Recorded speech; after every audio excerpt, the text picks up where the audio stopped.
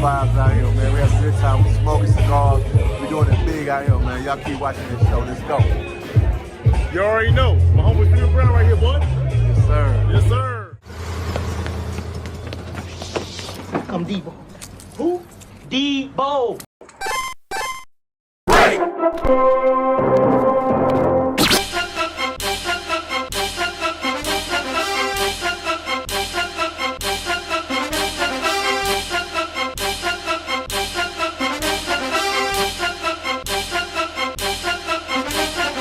Ladies and gentlemen, kings and queens, pimps and players, and everybody in between, it's your boy, the one and only Debo Vibes right here. Thank you so much for coming by another episode of the Debo Vibe Sports Dive.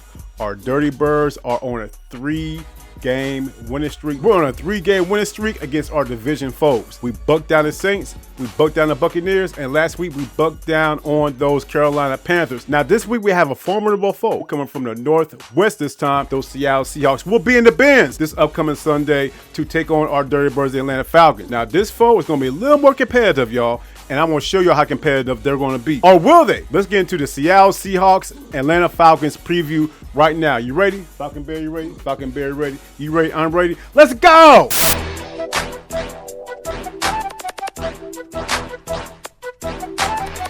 Now let's go ahead and dive into the Seattle Seahawks offense. The Seattle Seahawks offense has the #1 passing offense in the NFL, led by Geno Smith. In my opinion, Geno Smith, I've said it before, I'll say it again, he's the #1 comeback player of NFL history. This man sat on the bench for the Jets. I think he did so for the Giants too, and he was a perennial backup. But now he's found newfound life with the Seattle Seahawks for the past couple of years. So this year, how is Geno Smith doing? Well, as I touched on when I did my review of all 32 NFL teams this past summer, a few seasons ago, Geno Smith was under the tutelage of one Dave Canales, the now head coach of the Carolina Panthers. Under Dave Canales' tutelage, Geno Smith threw for a career high 4,200 yards and 30 touchdowns.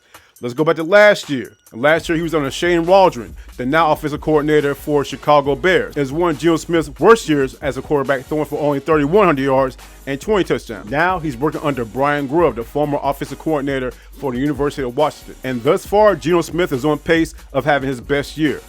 Now, here's the thing about Geno Smith. We can get one or two Geno Smiths. At his best, he's a phenomenal quarterback. At his worst, he's very erratic and very aggressive. Over the past couple of games, he's shown a lot of aggression, particularly trying to get the ball to DK Metcalf. Forcing the ball to DK Metcalf, I should say. And the offense has sputtered. However, one of the best elixirs for a sputtering offense is a mini-bye. The Seahawks will be coming off of 10 days rest, and nothing can fix a sputtering offense like extra days off. DK Metcalf, one of the top-tier wide receivers in the league, has had his way against AJ Terrell. So it's going to be real interesting to see how Jimmy Lake can adjust to DK Metcalf versus AJ Terrell. Particularly, will it be a one-on-one situation, man-to-man, or will it be more traditional cover 3, which Jimmy Lake has been doing against these receivers, DK Metcalf, Tyler Lockett, and Jackson Smith-Njigba. Jackson Smith-Njigba is playing a slot. So more than likely, he's going to be D'd up against D. Alford. D. Alford, he's up and down. D. Alford has to make sure he's on his A game because Jackson Smith-Njigba, he doesn't have that much speed, but he's a very fluent route runner, and he's one of the best slot receivers in the game. So it's going to be a very busy day for D. Alford in the slot. Keep a close eye on that. Now let's talk about the running game. Kenneth Walker Jr. and Zach Charbonnet is like the Northwest version of Bijan Robinson and Tyler Algier. Kenneth Walker Jr. is a lightning of the two. He's very fast running back, very fluent with his cuts, and has the ability to break off a long run just like that. Zach Charbonnet, he's a pound and ground of the two. Very physical running back. He runs about 225, 230. So look for him to go up the middle. Now that particular matchup with the Seattle Seahawks running backs and our interior defensive line, as far as run defense is concerned, that could be an issue right there. Now, we did get a small sample size of Ruka Rororo against the Tampa Bay Buccaneers. He held his own against the run against Tampa Bay. And trust and believe we're going to need that same play, not just from Rook, but also our other interior linemen, David Onyemata, DQ Graham, Zach Harrison. They're going to be challenged against this run. They had to step up with their run defense. Now, fortunately for our interior, as well as our inside linebackers, the Seattle offensive line is one of the worst in the league. Now, they do have impressive offensive linemen like left tackle Charles Cross and center Connor Williams.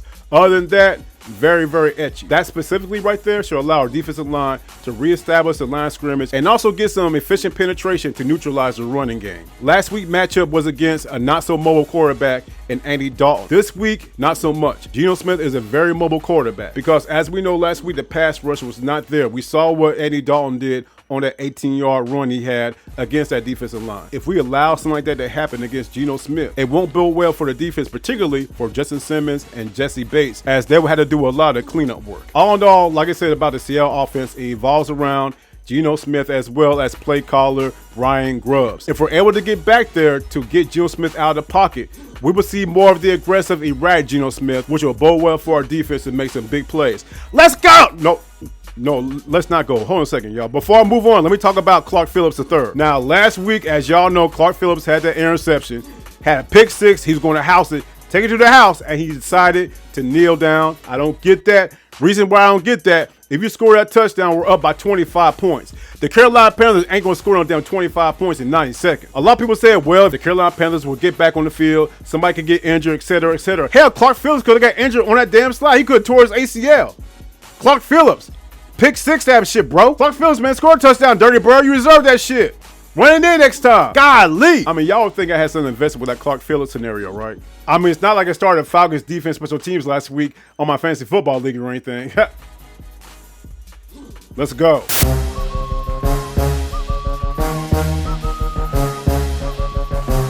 Here's some news right here that has to be very exciting for the Falcons offense. Just follow me, okay? Now, Seahawks rush defense ranks 28th in the NFL.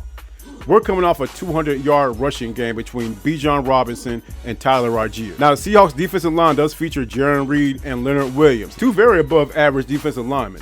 Other than that, the Seattle run defense is like Swiss cheese. They got holes all over it. Now, this week, they did acquire defensive lineman Rory Robinson Harris from the Jacksonville Jaguars to put him into the rotation. He's a solid run stopper to help seal those gaps and stop the run, and to add more oomph to that defense. We should also keep our eyes on linebacker Derek Hall. He's a serviceable run stopper, but he's also impressive in pass defense. The Seattle Seahawks secondary features the likes of Devin Witherspoon. He is by far their best defensive back. He plays a lot of outside, but at times they do bring him inside in the slot. The other cornerback, Reek Woolen, is serviceable as well. However, Reek Woolen has had his moments. This is a very banged up secondary, y'all. Rayshon Jenkins, their starting strong safety, was placed on IR this week. So it all goes back to what our offense can do. Our offense right now is a well-run machine. It's scoring points all over the place. With that being said, our offensive personnel should have a field day against this defense. Because this Seattle defense, they were already one of the lower tier defenses in the NFL. They just lost their starting strong safety, and they just brought in a defensive lineman this week to help with the rotation. That's two factors right there against Seattle that's going to affect an already hindered and depleted defense. So against Tampa Bay, we saw what our pass offense can do. Against Carolina, we saw what our run offense can do. I look to see a combination of two in this game against the Seahawks. The Seahawks right now, defensive-wise, are in shambles right now. The Seattle defense has almost the same identical issues with the pass rush as our defense does. So with that being said, look for Kirk Cousins to be almost flawless in this game and for Zach Robinson to dial up some absolute gems against his porous defense. Now, as below average as this defense is right here, they do have one of the best defensive minds in the game. I just found out this gentleman was on the coaching staff. They have Leslie Frazier as their assistant head coach. So just as we have Jerry Gray, a phenomenal defensive mind, as our assistant head coach, the Seahawks have Leslie Frazier, an equally defensive mind, as their assistant head coach. I'm not always about intangibles, but the experience that Leslie Frazier brings to this defense can also be a determinant factor on how the Seattle defense can compete. Let's go! We have a return. He kicked it 100 miles. Long spiral to the 21-yard line to Dion to the 30. Dion out to the 35. Dancing 40, 45, 50, 45, 40, 35. Dion 20, 15, 10, 5. Deion Sanders. Seahawks, Falcons, Mercedes-Benz Stadium. Before I let y'all go, I can't emphasize the fact enough that we are almost going to be playing ourselves. The Seahawks are almost identical stat-wise to the Atlanta Falcons. Okay? Let me go ahead and break it down to you right quick. Pass defense, we rank 9th, they rank 10th. Run defense, we rank 25th, they rank 27th. Red zone defense, we rank 15th, they rank 13th. Almost identical in every category. We have been miserable in pass rush. I know I'm beating a dead horse right now. However, the good news is, from what I saw last week, to his credit, Jimmy Lake made some adjustments. to that defense. He wasn't all over the place with cover 3. He did mix in some cover 6, and what cover 6 defense is a combination of cover 4 and cover 2, and also he mixed in some man-to-man. We have to get to the quarterback. We only have 5 sacks this year through 6 games. Under Ryan Nielsen last year, we had 45 sacks. We are nowhere near that track this year. Good news is this, though. Last year, through 5 games, the Falcons only had 5 sacks that wound up with 45 sacks. Can Jimmy Lake change up his defensive scheme to make sure the same turnaround can happen for us? Other than Calais Campbell and Bud Dupree, just those 2 guys, we literally had the same defense we had last year. So I would hope Calais and Dupree isn't the only reason why this defense is so bad. It can't be. Has to be the scheme. We're a third of the way through the season. If we cannot produce a good pass rush on a consistent basis, it will not bode well for us when we make the playoffs. Yeah, we're going to make the playoffs. I know we're going to make the playoffs. Will this defense, particularly a pass rush, be able to take it to the next level once we do make the playoffs? As it stands right now, that's very questionable. Let's go ahead and get that pass rush going this week. And more importantly, let's go 5-0 in the NFC. Sounds good, don't it? And with that being said, y'all, we will vibe out soon.